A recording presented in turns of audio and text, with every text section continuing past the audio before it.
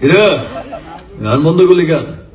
বাজা, হ্যাঁ ওর এখানেই রাখ, বাজা।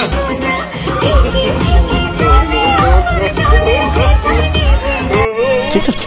আরে ব্যাস, আমি এখানে বসে তুফান সিনেমা রিভিউ করতে, আর আমি দেখেন যে তুফানের ক্যারেক্টারের মধ্যে ঢুকে গেছি। এটা হইলো লাঠি দিয়া নেটওয়ার্কের বাইরে হালাই দিব তোরে। তুফান সিনেমার লয়াল একটা রিভিউ দেবো, কারণ আমিও দেখেছি তুফান সিনেমা নিয়ে কথা তো বলবো, সাথে আপনাদের আগ্রহের বিষয়গুলো নিয়েও কিন্তু বিস্তারিত আলোচনা করবো। এই ধরেন তুফান সিনেমার মেইন ভিলেন কে? তুফান সিনেমায় কি শাকিব খানের ডাবল রোল? মিশা সওদাগর কি মেইন ভিলেন? দৃষ্টি কোকিল গানটা কি আসলেই নকল? সিনেমার ট্রেলার আর টিজারে যেমনটা আমরা আশা করেছিলাম, পুরো সিনেমা কি আসলেই তেমন ছিল? রায়হান রাফি কি আসলেই কপি করার উস্তাদ? শাকিব খানের লোকের সাথে কি অ্যাক্টিং এর মিল রয়েছে? তুফান সিনেমার নায়িকা তো দুইটা, তাহলে মেইন নায়িকা কোনটা, মানে শাকিব খানের নায়িকা কোনটা? সবশেষ জানিয়ে দেবো সিনেমা প্রেমীদের কি উচিত হলে গিয়ে সিনেমাটা দেখা। একটা সময় ছিল মানুষ হলে যেত শুধুমাত্র প্রেমিকা নিয়ে গোপন সময় পার করার জন্য, যার ফলে আমার নিজের পরিবারে হলে যাওয়া মানে একটা খারাপ কাজ ভাবতো। এখন আস্তে আস্তে এই প্রথা মাথা থেকে ঝেড়ে ফেলা হচ্ছে, কারণ হচ্ছে শাকিব খান। শুধু ক্রেডিট কিন্তু শাকিব খানের, রায়হান রাফি এবং অনন্য মামুন কিন্তু ক্রেডিটের দাবিদার। আমরা সবাই জানি এবং মানি শাকিব খান এদেশের মেগাস্টার, আর তার অভিনয় লেভেল একদম সবার শীর্ষে। কিন্তু ভাই শুধু ভালো অভিনয় দিতে ভালো একটা সিনেমা বানানো যায় না, তাই না? একটা সিনেমা ভালো করতে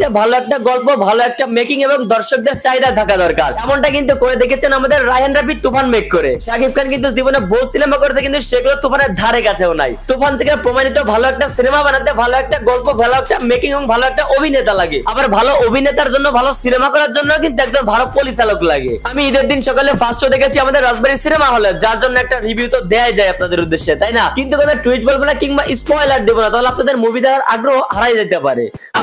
তুফান ইজ করা সেই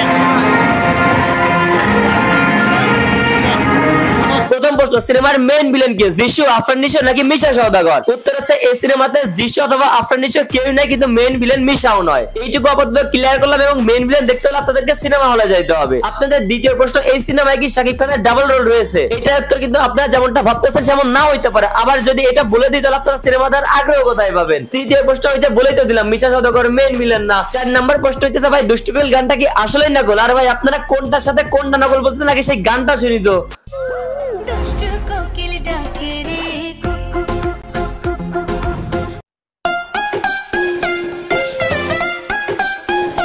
ভাইজান হালকা জাস্ট টিউনের সাথে মিলেছে, এটাকে আমরা কবি বলতে পারি না। যারা কবি বলতেছেন ভাই তারা সিনেমাই বুঝেন না। 5 নম্বর প্রশ্ন হইতেছে ট্রেলার টিজারের মতো পুরো সিনেমায় কি তেমন ভাইব ছিল?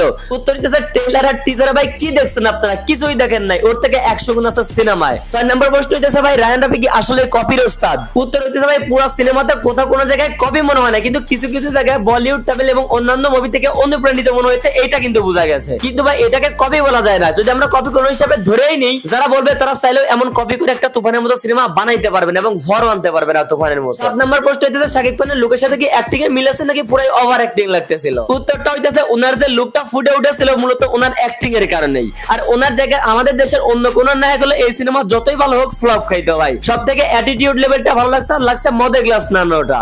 8 নম্বর প্রশ্ন, তুফান সিনেমায় তো 2টা নায়িকা, তাহলে আসল নায়িকা কে? ভাই রে ভাই, আমি তো পুরো সিনেমা দেখে বাসায় এসে সারা রাত ধরে চিন্তা করে আসল নায়িকাকে এটা খুঁজে বের করতে পারি নাই। আর আপনারা কিভাবে আসল নায়িকা খুঁজে বের করবেন? কারণ আপনারা তো সিনেমাই দেখেন না এখনো। এইবার লাস্ট একটা জানার আগ্রহ আপনাদের রয়েছে, সেটা হলো চঞ্চল চৌধুরী কি মেইন ভিলেন এই সিনেমার? আরে থামেন মিয়া, চঞ্চল চৌধুরী তো আসে সিনেমার লাস্টের দিকে কিছুক্ষণের জন্য। সবার থেকে কম স্ক্রিন টাইম পেয়ে পুরো সিনেমার মোড় একাই ঘুরে দিয়েছে। এক কথা যে বলেছিলাম না, ঠান্ডা মাথার যারা, এই কথাটা কিন্তু শুধুমাত্র এই সিনেমার ক্ষেত্রে প্রযোজ্য। এখন ভাই সবার শেষ প্রশ্ন, আমরা সিনেমা প্রেমী যারা আছে আমাদের কি উচিত এই সিনেমাটা হলে গিয়ে দেখা? ভাই আপনি তামিল সিনেমা দেখেন না, বলিউড সিনেমা দেখেন না, তাহলে এইটা কেন দেখবেন না ভাই? এইটার যে মেকিং, এইটার যে স্টোরি, আর এইটার যে সব অভিনেতারে ভাই, রায়হান রাফি এগুলো অ্যারেঞ্জ করতে যে সময় আর যে মেধা ব্যয় করেছে, সেই মেধার সময় হয়তো পুরো সিনেমা শুট করতেও লাগে নাই। নতুন এক শাকিব খানকে দেখার জন্য সিনেমা হলে যেতে হবে, বাংলা সিনেমা নিয়ে গর্ব করে অন্যের কাছে বলার জন্য, মানুষকে জানানোর জন্য এই সিনেমাটা আপনাদের হলে গিয়ে দেখা উচিত। তবে ভিডিও শেষ করবো তার আগে কেমন লাগলো আমার এই ভিডিওটা জানাবেন, আর কারা কারা তোমার সিনেমাটা দেখেছেন আর তোমার সিনেমার কোন পার্টটা সবথেকে বেশি ভালো লেগেছে কমেন্ট করে জানাতে ভুলবেন না। আর যদি এই ভিডিওটা আপনাদের ভালো লেগে থাকে অবশ্যই শেয়ার করে দেবেন, এবং পেজ থেকে দেখলে ফলো করে দেবেন, আর ইউটিউব চ্যানেল থেকে দেখলে সাবস্ক্রাইব করবেন। সবাই ভালো থাকেন, সুস্থ থাকেন, আল্লাহ হাফেজ।